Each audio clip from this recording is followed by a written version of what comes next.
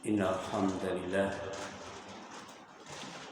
نحمده ونستعينه ونستغفره ونعوذ بالله من شرور أنفسنا وسيئات أعمالنا من يهده الله فلا مضل له ومن يضلل فلا هادي له وأشهد أن لا إله إلا الله وحده لا شريك له وأشهد أن محمدا عبده ورسوله أما بعد فقال الله تعالى في كتابه الكريم أعوذ بالله من الشيطان الرجيم يا أيها الذين آمنوا اتقوا الله حق تقاته ولا تموتن إلا وأنتم مسلمون وقال رسول الله صلى الله عليه وسلم اتق الله حيثما كنت وأتبع السيئة الحسنة تمحوها وخالق الناس بخلق حسن. Puji dan syukur kita panjatkan kepada Allah yang masih memberkati kita. Pertama, kesehatan. Yang kedua, kekuatan.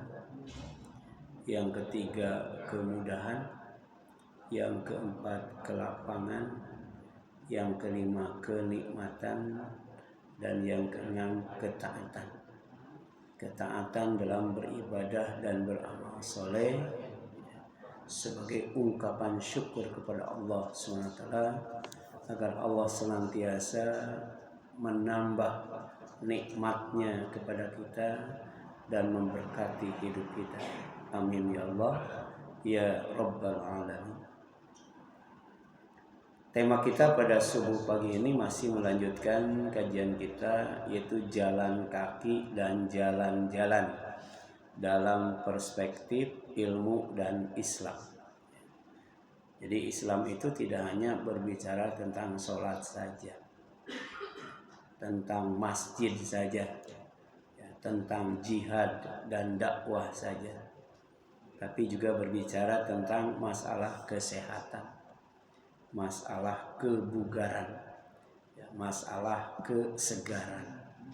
Di antaranya adalah jalan kaki dan jalan-jalan.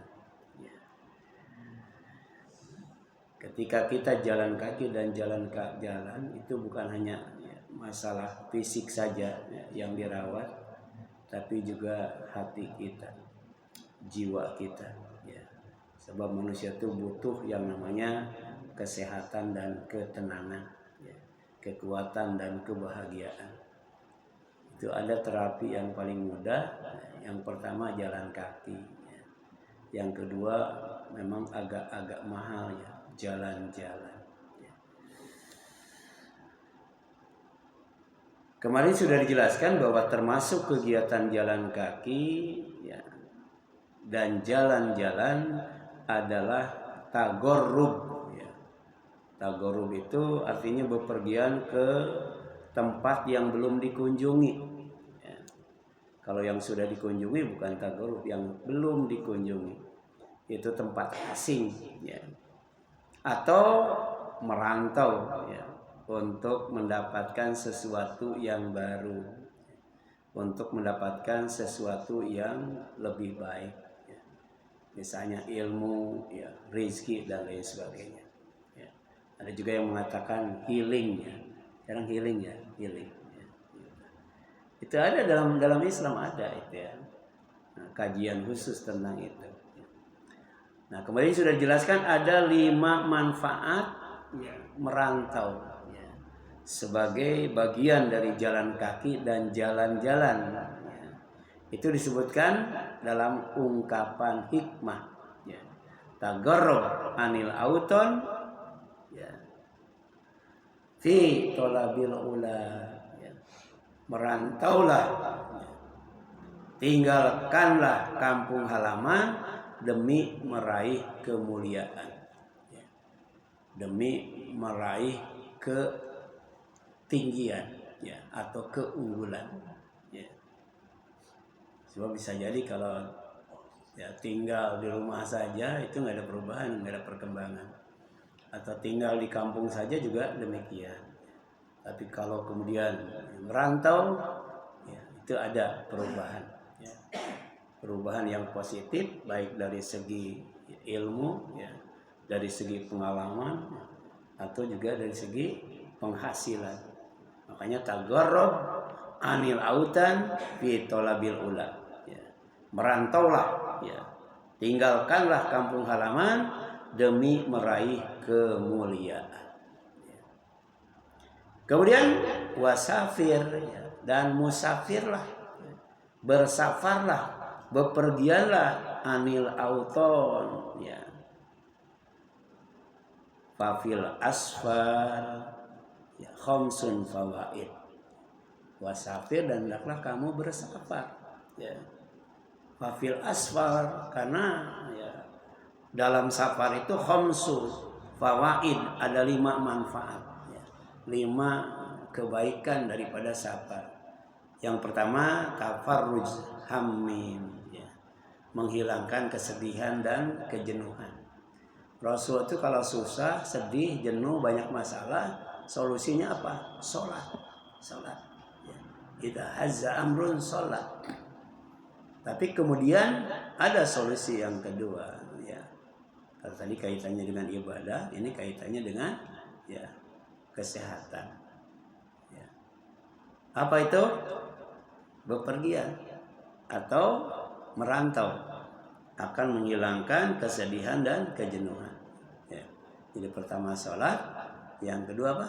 Yang kedua tagarrub, ya, merantau atau pergian. Kemudian waktisab maisha, perantau juga untuk memperoleh rezeki, ya, kebutuhan hidup sehari-hari, ya. Ada yang berlayar, ya, berlayar 3 bulan misalnya, ya. Kemudian di kampung halaman 1 bulan. Ada yang berlayar 6 bulan, kampung halaman satu bulan. Ada yang berlayar setahun, ya. Ada orang Padang yang misalnya, ya, merantau ke Jakarta, ya. Itu ada yang pulangnya setahun sekali, ada yang 2 tahun sekali, ya. Itu dalam tolab ma'isyah, ya, untuk mencari penghidupan. Kemudian wa ilmin, juga untuk mendapatkan ilmu, ya. Ada kuliah di Madinah, kuliah di Inggris, ya. Ada kuliah di mana tuh? Singapura, dan lain sebagainya. Wa adabin, dan untuk mempelajari adab pengalaman hidup, ya. Saya pertama kali ke Tasik itu pakai celana panjang ke masjid, diketawain itu, ya. Di sana nggak ada pakai celana panjang, ya. Kemudian pada tahun keduanya saya ke sana nggak pakai celana panjang, tapi pakai sarung laki-laki, diketawain juga, ya. Itu di kampung istri saya. Kenapa? Karena sholat di sana pakai apa? Pakai sarung perempuan. Saya waktu jalan-jalan di Mekah, itu dimarah-marahin. Kenapa? Karena pakai celana panjang yang dari kain, ya, yang ada coraknya, Waktu itu kan pada dikasih sama Pak Haji Kismono, ya, tiap tahun itu ada kan celana panjang itu. Saya pakai ke sana jalan-jalan, dimarah-marahin, ya. Karena itu dianggap celana perempuan, bukan celana laki-laki. Jadi banyak pengalaman seperti itu yang kita dapatkan kalau tagarrub, ya. Tagarrub, ya, merantau ke tempat yang belum kita pernah ke sana, ya. Kemudian saya pernah juga, ya, ke daerah Cijantung, ada komplek Bremis, ya. Itu dulu Kopasgat, ya, sekarang kan Kopassus. Nah, saya waktu itu masih SMA, ya. Kemudian sholat, pas keluar ditungguin sama nenek-nenek itu, ya. Kemudian pas di depan pintu dikeplak kepala saya. Oh, kenapa? Nggak pakai peci? Nggak pakai peci. Di sana harus pakai peci itu, ya. Jadi ada, ya. Kalau di sini kan mau peci mau enggak kan nggak apa-apa, ya, gitu kan. Ya. Kemudian yang selanjutnya ada juga wasuhbah, ya. Wasuhbah majid. Ya, kita merantau itu, ya, untuk bertemu dan bersahabat dengan orang-orang mulia, ya. Orang-orang mulia, ya. Kita datangin orang-orang mulia atau sahabat-sahabat yang memiliki akhlak yang mulia, ilmu yang luas dan dalam. Kita datangin. Itu dalam rangka merantau. Kemudian hikmah ini sering dijadikan motivasi bahwa bepergian atau safar ya atau tagarrub bukan sekedar berpindah tempat ya, tapi juga sarana memperluas ilmu ya, kemudian rizki, kemudian pengalaman dan memperbaiki diri. Jadi ada orang yang penyakitnya itu udah stadium berapa ya, kemudian dia merantau ya dari satu tempat ke tempat lain. Jadi tinggalkan dia perusahaannya, dia orang kaya ya, merantau kemana-mana ya. Alhamdulillah tuh ya pada luas sembuh ya gitu. Ada juga tetangga depan itu ya, tiap hari dia duduk di depan rumahnya ya, kemudian tiap ada yang lewat dia nggak kelihatan orang itu karena matanya udah nggak kelihatan, tapi rutin pagi sore itu nongkrong di depan rumah. Kemudian rumahnya dijual, pindah ke kampung ya, mungkin kalau di kampung yang dilihat bukan orang ya, yang dilihat apa sawah, kebun. Sembuh itu ya, karena yang lihat yang hijau-hijau. Kalau di kota yang dilihat apa, yang merah-merah kan. Cepet itu katarak apa ya. Di kampung yang dilihat kan yang hijau-hijau kan. Itu bedanya ya. Kalau kita merantau ke tempat yang lebih bersih ya, lebih aman ya, lebih mendukung untuk menambah ilmu dan rezeki. Tapi ada juga yang pensiun kemudian pulang kampung balik lagi ke sini. Di sana nggak ada kajian katanya, nggak ada kajian, sepi. Memang di kampung itu betahnya berapa hari Pak? Di kampung itu? Sehari ya. Itu seminggu udah ini kan. Soalnya habis maghrib yang terdengar bukan orang tapi suara jangkrik, kodok dan sebagainya tuh. Nah, balik lagi ke sini tuh jamaah kita tuh. Ya, pensiun dia pulang kampung balik lagi ke sini. Nah, di sana sepi katanya. Udah gitu nggak ada tempat untuk ya menghadiri yang namanya kajian. Kemudian jalan kaki dan jalan-jalan itu dalam perspektif ilmu ya. Pertama ya, berjalan kaki sebagai salah satu olahraga paling sederhana, paling murah, paling mudah ya, dan sangat bermanfaat ya, gitu. Pak Dede sering ya jalan kaki dari Wakemba ya. Ya, kalau saya kan sebelum umroh jalan kaki cuma kuat 5 putaran.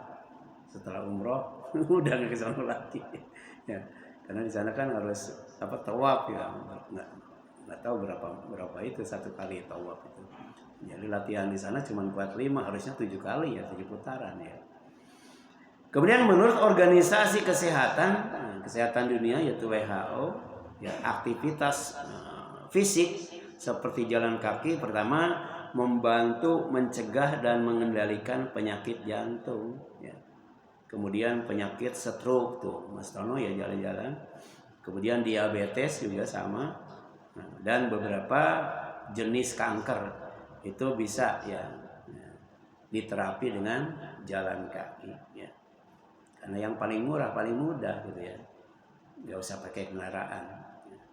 Kalaupun kendaraan mungkin sebentar ya naik motor. Itu Pak Haji Warno juga sering ya saya lihat.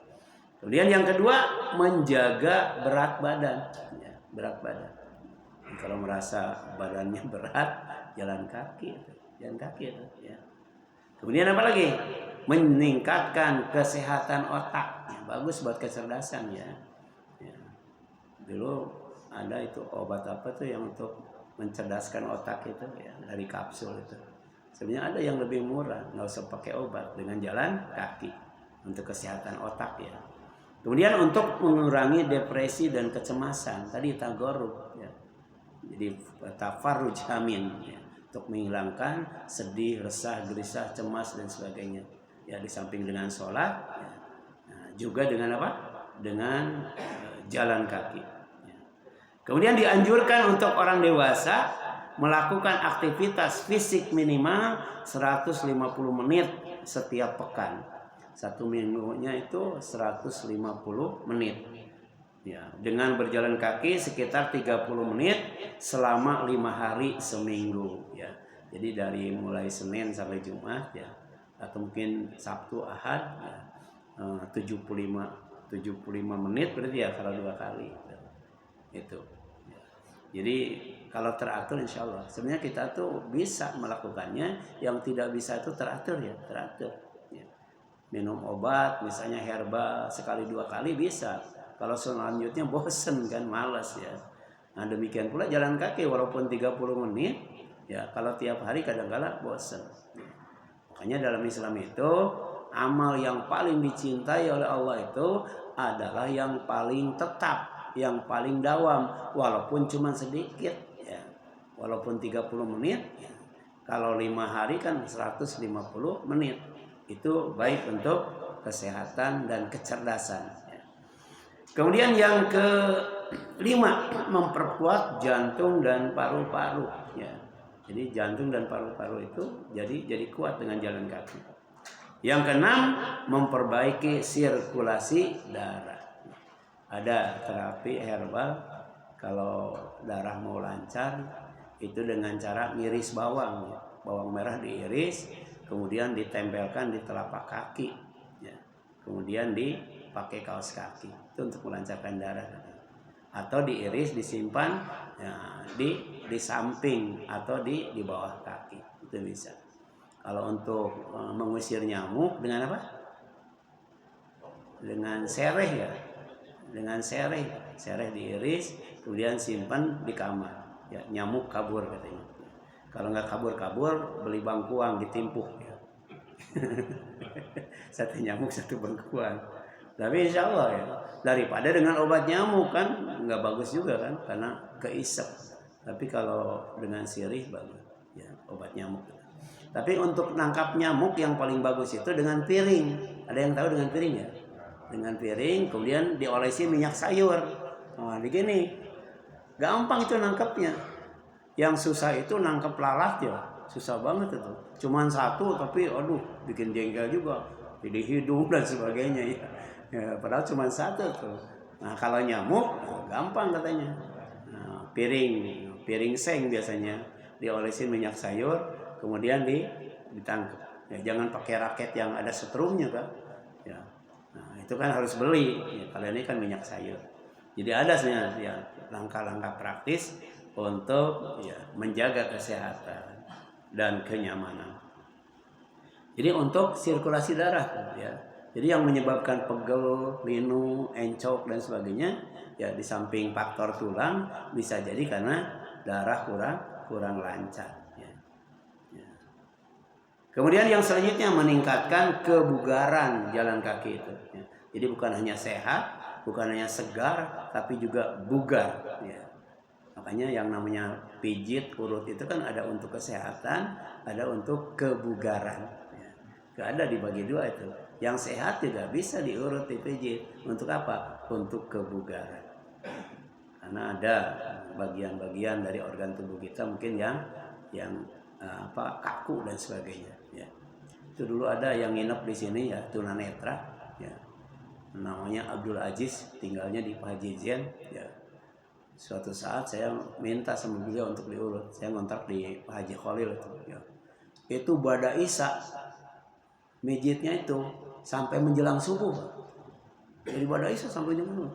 Jadi satu bagian itu kalau belum betul-betul lemes, belum itu lancar terus aja sambil ngobrol, dan dia wawasannya luas, berbicara tentang Islam, berbicara tentang politik, ekonomi itu dulu itu ya.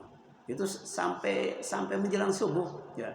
Kalau tidak ada Pak Usuk Madura datang ke rumah ngetok pintu karena ada keluarganya yang meninggal ya, untuk minta ngimamin sholat jenazah, itu terus aja diurut, luar biasa. Katanya ngurut yang betul tuh begitu. Kalau masih kaku terus aja dihantam. Tapi ngurutnya nggak sakit. Sebab ngurut itu ada yang enak ya, ada yang sakit. Dia luar biasa ya. Jadi dari mulai Bada Isa sampai menjelang subuh, saya berapa kali tidur itu. Dia mah terus aja ngobrol perasaan itu. Luar biasa. Ada nggak yang begitu? Nggak ada kayaknya ya? Nggak ada. Cuman dia tuh ngurutnya tuh ada namanya Abdul Aziz apa itu. Saya ingat itu. Kemudian yang ke-9, jalan kaki itu secara ilmiah ya, itu mengurangi resiko kematian dini ya. Bikin panjang umur ya, awet muda panjang umur ya, insyaallah ya. Saya punya kakek guru silat ya, umurnya 100 tahun lebih ya. Guru silat masih aktif itu ya. Kemudian matanya bagus banget, pendengarannya, bicaranya, jalannya itu ya. Itu. Ketika ditanya, ya, apa sih rahasianya? Rahasianya pertama ya itu olahraga. Tadi kan dia pelatih silat. Yang kedua apa? Jangan sampai bangun ya kedahuluan sama air katanya. Air. Jadi bukan air yang membangunkan kita katanya, kita yang membangunkan air. Jadi kalau dia mandi mau sholat malam, itu bak itu ditepuk dulu sama dia. Jadi air itu tidur kata dia, dibangunkan, dipakai mandi malam pada waktu sahur atau waktu dini hari. Itu sehat. 100 tahun lebih ya. Nah, kemudian saya juga punya paman itu jago silat juga ya. Jadi kalau di masjid itu di samping kayak kita ngobrol itu latihan silat itu, latihan silat. Dia dikeroyok oleh berapapun nggak kalah tuh, nggak kalah tuh ya. Tapi ternyata kalahnya sama istrinya. Istrinya kalah. Jadi kalau berantem sama istrinya itu dibanting-banting, benar tuh dibanting-banting. Karena istrinya tuh anak gurunya tuh. Ya. Itu di Bandung ya. Pernah sebelum meninggal dia jadi ketua DKM tuh ya. Nah, jadi preman-preman yang dulu dikarungin di Jakarta pada lari ke sono tuh ya, sana. Jadi banyak murid-muridnya. Ya, kadang-kala kan jago bela diri itu ya ada yang ke masjid, ada yang ke terminal ya. Waktu itu zaman Pak Harto yang dikarungin itu pada lari ke sono tuh. Tapi dia kalahnya sama istrinya, kalahnya tuh. Karena istrinya tuh anak gurunya gitu ya. Dan gurunya itu yang tadi, yang umurnya 100 tahun lebih tapi masih sehat ya, masih segar. Jadi mengurangi resiko kematian dini. Kemudian perintah berjalan kaki dan jalan-jalan itu difirmankan oleh Allah ya, dalam surat Al-Mulk yang surat sering dibaca oleh Pak Rijal ya, sering dibaca itu ya. Walladzi ja'ala lakumul ardha dalula. Dialah yang menjadikan bumi itu mudah bagi kalian. Famshu fi manakibiha. Maka berjalanlah di segala penjuru ya. Nah, ini kan diperintahkan untuk bepergian ya, sejauh mungkin ya. Saya di Kebantenan kesini ya Kebantenan ya. Itu 93, sekarang udah 2026, berarti udah berapa tahun ya? Ya.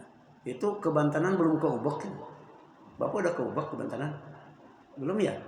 Ya, ada tempat-tempat di Kebantenan yang kita belum masuk itu. Padahal kita di Jakarta udah lama ya. Makanya Allah memerintahkan kepada kita famshu fi manakibah bimanakibiha. Maka berjalanlah di segala penjurunya ya. Nah, kalau kita kan enak, jalan itu kan datar ya. Coba kalau di perkampungan Cina itu ada yang kemiringannya itu 90 derajat bayangkan. Jadi mau ke rumah dari pasar, dari sekolah dan sebagainya itu ya bolak-balik itu pertama turunnya 90 derajat, naik juga 90 derajat. Dan sambil bawa, ya ada yang bawa kulkas bayangkan. Nah, kita bisa nggak bawa kulkas naik ke atas atau benda beban-beban berat ya. Gitu. Mereka sudah terbiasa. Kita mah jangankan kemiringan 90 ya, mungkin kemiringan 40 derajat aja itu susah ya. Nah, di daerah Sumedang itu ada musola tapi nggak pernah dipakai sholat. Bayangkan, musola tidak pernah dipakai sholat. Kenapa? Karena tempat wudhunya di bawah 400 meter bayangkan. Jadi di atas itu dari ITB dan sebagainya bikin sumur nggak keluar air. Karena ada batu itu. Di dekat musola itu ada batu. Dipakai bor apapun patah itu. Akhirnya harus ke bawah. Ya kalau siang sih nggak jadi masalah. Tapi kalau malam kan dikelilingi hutan itu. Hutan jati. Yang banyak ular-ularnya tuh, banyak kalajengking yang gede-gede itu. Turun ke bawah kalau siang saya coba ya. Jadi mandi ke bawah ada mata air, itu pas naik ke atas gerah lagi tuh. Saking jauhnya itu. Ya, ada yang seperti itu ya. Ya. Jadi kemudian wakulu mirizki ya, bukan diperintahkan untuk jalan-jalan saja atau jalan kaki doang, tapi wakulu mirizki. Dan makanlah sebagian dari rezekinya. Oleh karena itu salah satu hikmah kenapa Allah ya menempatkan makanan itu ya di berbeda-beda tempat kan ya. misalnya duren di mana ya, kemudian apalagi dukuh di mana, atau makanan juga begitu. Jadi beda, supaya apa? Supaya kita jalan-jalan itu ya. Ya, misalnya kalau binatang itu tapir, adanya di mana tapir itu? Ya. Ya. Kemudian yang namanya kanguru di mana ya? Ya, demikian pula yang namanya makanan Allah sebarkan supaya kita jalan-jalan dan makan rizkinya. Kenapa? Allah nyuruh sehat, nyuruh seger, nyuruh kuat, nyuruh nambah ilmu dan nambah pengalaman. Wa ilaihin nusyur. Tapi ingat ya, suatu saat kamu akan dibangkitkan oleh Allah Subhanahu wa taala. Jadi tidur bangun, tidur bangun, tidur bangun, lama-lama mati, kemudian dibangkitkan. Kemudian ke pasar, ke rumah, ke pasar, ke rumah, ke kantor, ke rumah, lama-lama mati, kan begitu Allah ingatkan. Jadi jangan lupa diri ketika sukses ya. Baik dalam urusan ilmu maupun urusan harta maupun urusan jabatan. Kemudian bentuk lainnya dari jalan kaki dan jalan-jalan adalah sairun. Sairun ya. Itu ada namanya siroh ya. Siroh sahabat, siroh nabi ya. Itu mempelajari perjalanan hidup Rasulullah dan para sahabat. Ada juga tari. Kalau tari berkaitan dengan penanggalan dan waktu. Tapi kalau siroh itu perjalanan hidup ya. Ada siroh nabi, ada siroh sahabat. Ada buku bagus tuh, 60 karakteristik sahabat. Oh, bagus banget itu ya. Sudah diterjemahkan ke dalam bahasa Indonesia. Itu berbicara tentang siroh ya.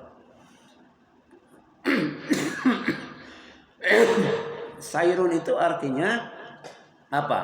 Ya, artinya bepergian.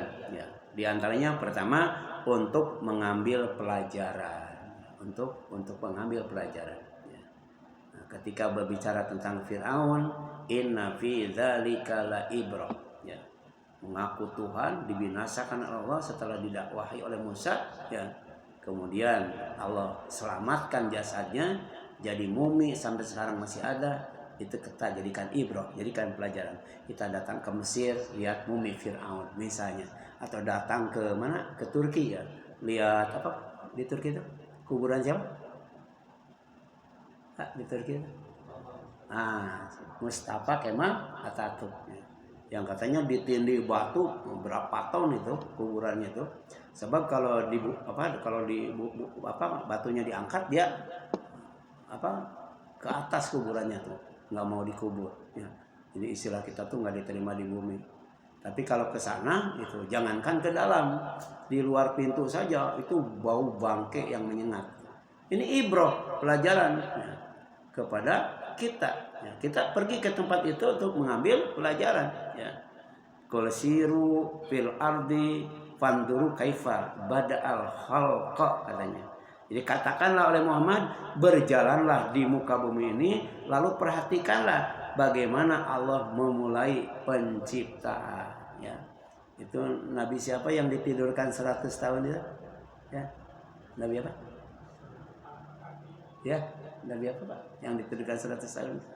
Kan di tengah perjalanan ya, dia diperlihatkan oleh Allah bagaimana caranya Allah menghidupkan kembali ya, itu tunggangan yang dibawanya tuh kembali utuh seperti semula ya, untuk memantapkan keimanannya. Nabi Uzair ya, Nabi Uzair ya, yang ditidurkan 100 tahun kan pada gitu ya. Nah itu untuk itu ya, melihat ya, itu kajiannya dengan rihlah ilmiah ya, dengan ilmu, dan juga rihlah imaniyah, perjalanan untuk meningkatkan keimanan. Atau seperti Nabi Ibrahim ya. Kemudian dia perintahkan oleh Allah untuk memotong burung jadi berapa bagian, kemudian disimpan di gunung. Itu bayangkan ya, jalan kaki ke gunungnya dekat jauh ya. Simpan sepotong, kemudian panggil nih, datang itu nyamperin itu ya. Itu rihlah imaniyah. Demikian pula Nabi Musa kan, ketika berjalan dia melihat api kan, dia datangin itu api. Ternyata di tempat itu ya, Allah SWT mengajak bicara kepada Nabi Musa untuk menyampaikan 10 perintah yang dikenal dengan The Ten of Commandment. Itu ada kan filmnya tuh ya, bagus banget itu ya. Kemudian yang selanjutnya untuk melihat akibat orang-orang terdahulu yang diazab dibinasakan Allah. Ya. Di kita di Saudi ada dekatnya namanya Al-Ula. Ya. Kalau kita punya TV TV yang sekarang tuh yang bagus itu, ya itu bisa ditonton. Oh bagus banget itu tentang Al-Ula itu. Itu dulu tempat kaum Samud, ya, Nabi Solih yang umat Nabi Solih yang dibinasakan. Padahal dia bikin rumah itu dari batu. Batunya itu berupa gunung. Jadi gunung utuh kemudian dibentuk perkampungan. Ya, bisa bikin rumah-rumah dari yang namanya gunung-gunung. Banyak itu, semua gunung dibikin rumah. Tempatnya itu indah. Dan kemudian anti gempa, ya, anti bencana. Karena belajar sebelumnya kepada kaum Ad gitu. Sama tubuhnya tuh besar-besar. Sampai kalau kita berdiri ya di mungkin tinggi kita tuh setinggi mata kakinya tuh, saking gedenya tuh ya.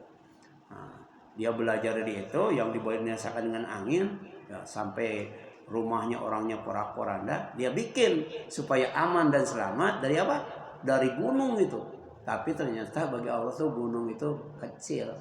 Mereka juga dibinasakan Allah walaupun tinggalnya di gunung. Ya. Dengan apa? Ya, dibinasakannya itu. Ya, dengan apa? Ya, kaum Samud itu. Ya, dengan petir, ya, dengan petir. Ya, dengan suara yang menggelegar. Ya. Jadi bagi Allah tuh semua yang Allah ciptakan sekarang yang bermanfaat buat kita kalau tidak disyukuri jadi azab itu. Air jadi azab ya. Nah, gunung jadi azab. Ya. Kemudian apa? Awan jadi azab. Semua jadi azab kalau dikufuri, tidak disyukuri. Makanya salah satu ya tujuan jalan-jalan itu adalah ya untuk melihat akibat orang yang terdahulu yang diazab dibinasakan Allah. Ya. Banyak itu ya. Kalau kita jalan-jalan ke kuburan Abu Lahab, Abu Jahal, ya, oh, itu bau juga, bau menyengat. Padahal 200-an tahun ya, udah 1.500 tahun kalau nggak salah, 1.400 tahun, tapi baunya masih menyengat. Kita pergi ke tempat itu, ya, untuk menjadikan sebagai ibrah. Qul siru fil ardi fanzuru kaifa kana aqibatul ladzina min qabl. Katakanlah, berjalanlah di muka bumi ini, lihatlah bagaimana kesudahan orang-orang sebelum kalian. Ya, doharul fasad fil barri wal bahri bima kasabat aydinnas liyudhiqahum ba'dalladzi ya amilu la'allahum yarji'un. Telah tampak kerusakan di darat dan di laut disebabkan perbuatan ya tangan manusia. Ya, Indonesia kan laut dan daratnya sudah rusak itu. Allah menghendaki agar mereka merasakan sebagian dari akibat itu bencana perbuatan mereka agar mereka kembali ke jalan yang benar ya. Itu jangan terus-terusan melakukan pengerusakan. Kemudian ditutup dengan kalimat qul, katakan olehmu Muhammad, siru, hendaklah kamu berjalan bepergian fil ardi di muka bumi ini, fanduru, kemudian lihat oleh kalian, perhatikan oleh kalian kaifa kana akibatul ladzina min qabl, bagaimana akibat yang dirasakan oleh orang-orang sebelum kalian. Kana aktsaruhum musyrikin, sebagian besar, sebagian banyak yang Allah timpakan azab kepada mereka adalah karena mereka melakukan kesyirikan ya. Jadi yang namanya Samud Ad, kenapa mereka begitu? Padahal besar, kuat, dan ilmu peradabannya tinggi, tapi dibinasakan. Kenapa? Karena melakukan kesyirikan itu, bikin berhala. Ya, termasuk juga kaum Nabi Nuh kan, ada Wadda, Suwa, Yaguth, Nasro, itu banyak tuh dijadikan berhala. Kemudian yang ketiga untuk beribadah di masjid itu, ya, seperti sholat berjamaah dan menghadiri kajian. Ada jamaah kita tuh, ya, tiap hari Sabtu dia ke Bandung, ya. Kemudian berangkatnya sore, ya, ngajinya subuh di Bandungnya tuh. Itu tiap seminggu sekali tuh, ya. Ada yang ngajinya tuh kemana gitu ya. Kalau ulama-ulama dulu kan yang ngajinya itu bukan hanya dalam negeri tapi sampai ke luar negeri itu untuk menuntut ilmu. Kita mah dari rumah ke Bukit Takwa dekat banget ya, dekat banget. Ya. Tapi kadang-kala sering gak hadir juga ya, baik untuk ngaji ataupun untuk sholat berjamaah. Padahal dekat ya. Nah, Jadi ada ya, manusia yang azabnya paling dahsyat, azabnya paling keras. Siapa? Manusia yang di tempat tinggalnya ada majelis ilmu, ada majelis taklim, ada tempat kajian, tapi tidak hadir, tidak mendatanginya. Ya, ya. Asyadun nasi azaban yaumal qiyamah. Itu ada ya, penjelasan tentang itu. Ya. Kenapa? Karena yang namanya menuntut ilmu itu jangankan hadir di majelisnya, ya, melangkahkan kaki keluar rumah, ya, untuk berjalan menuju majelis ilmu, apa keutamaannya? Dimudahkan menempuh jalan menuju sorga. Padahal baru keluar rumah melangkahkan kaki, ya. Man salaka tariqan yaltamisu fihi ilman sahalallahu lahu tariqan ila jannah. Siapa yang melangkahkan kakinya dari rumah menuju majelis ilmu, ya, untuk menuntut ilmu, Allah pasti mudahkan untuknya jalan menuju surga. Ya. Artinya kalau tidak berarti susah tuh jalan menuju surga. Sementara orang yang duduk di majelis ilmu, kata Rasul, dia sedang jalan-jalan di taman surga. Ya. Ini namanya Raudhul Jannah. Raudhul Jannah. Kalau bentuknya halaqah, ya. Halaqah itu lingkaran. Ini bentuknya apa tuh? Lingkaran, ya. Nah, ini lingkaran yang ompong-ompong, ya. Ada bolongnya, lingkaran, halaqah. Seperti di pengajian kan di TV ada yang bentuk halaqah. Nah, itu apa keutamaannya? Jalan-jalan di taman surga. Sama seperti orang yang menengok orang sakit, jalan-jalan di taman surga. Sedangkan ngaji, ya, atau sholat dalam bentuk saf itu dicintai oleh Allah. Jadi format ngaji itu bisa dua, bisa dalam bentuk halaqah lingkaran, bisa juga dalam bentuk saf. Dua-duanya ada keutamaannya, ya. Kita pengennya bentuk apa ya? Halaqah, ya, supaya bisa nyender kalau halaqah. Kalau saf nggak bisa nyender. Kecuali sekarang ada kursi yang ada senderannya, kan, gitu kan? Itu bisa nyender. Ya. Jadi Allah tahu manusia tuh suka nyender, makanya di sorga disediakan tempat duduk yang ada senderannya. Nah, ini kan inspirasi, ya. Nah, nanti Pak RW tuh atau apa namanya tuh pengurus masjid yang lainnya itu untuk yang ngajinya tidak nyender disediakan kursi yang ada senderannya. Itu baru ada satu, ya. Nah, itu bisa dipakai, Pak, ya, kalau mau nyender. Nah, sebab Allah juga tahu, ya, duduk yang paling enak apa? Nyender, ya. Ya. Sebenarnya ada yang lebih enak lagi, ya, Pak. Selain nyender apa yang lebih enak? Rebahan yang lebih enak, ya. Nah, jadi kalau di sini ada yang ngaji rebahan nggak saya larang. Ya. Nah, yang lebih enak lagi apa? Ngaji itu tidur, itu yang paling enak. Karena majelis zikir itu, majelis ilmu itu bikin tenang. Jadi kalau saya lagi ngajar ada yang tidur, berarti sukses saya. Bikin tenang berarti kan gitu. Sukses, jangan di ini, jangan di ini, ya. Gitu. Ada itu ustaz ngamuk gitu, ngamuk marah-marah kalau jamaahnya tidur. Padahal nggak usah, berarti dia sukses. Ya, bikin jamaahnya tenang, tidur kan gitu, ya. Jadi nyender, kemudian rebahan, kemudian apa? Tidur. Ya. Cuman di sorga nggak ada tidur, karena di sorga nggak capek, di sorga nggak lelah, nggak ngantuk. Ya. Itu yang bedanya sorga dengan dunia. Nah, menggoda siapa yang pagi-pagi, ya, subuh-subuh ilal masjid, pergi ke masjid, namanya goda, ya. Siapa yang pagi-pagi, kalau subuh sholat subuh, kalau pagi sholat duha, ya. Siapa yang subuh-subuh atau pagi hari pergi ke masjid, auroha, ya, atau sore hari, ya, dalam rangka rehat karena sudah kerja, yang malam tuh roha rehat, gitu. Kemudian sudah kita bahas, ya, beristirahatlah dengan beribadah. Atau sore, ya. Jadi pagi ke masjid, sore ke masjid. Apa itu keutamaannya? Ini penting banget, ya, supaya semangat tuh. Kalau bisa ini kan sudah dikirimkan ke grup, ya. Itu kalau bisa di print tuh, di udah di mana? Empelkan itu, nah, di kamar. Hadis ini nih, ya. Menggoda siapa yang pagi-pagi subuh-subuh, ya, ilal masjid, pergi ke masjid, auroha atau sore hari, malam hari, a'addallahu, Allah pasti sediakan buat dia, lahu, baginya, nuzulah, ya, Nuzulan itu tempat singgah ya. Kan kita senang singgah ya, senang singgah tuh. Itu pasal Islam kalau ke kelurahan tuh singgah di sini ya. Senang singgah itu ya. Nah, dulu itu kalau kita kerja misalnya di kampung ke sawah, itu tiap rumah itu di depannya itu ada kopi dan gorengan ya. Iya. Nah, mampir Pak, singgah dulu kan gitu ya.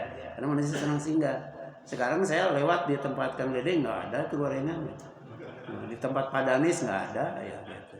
Kalau dulu tuh di samping ada kopi, ada gorengan di depan rumah pagi-pagi ya. Karena orang mau ke sawah, tuh disuruh singgah dulu.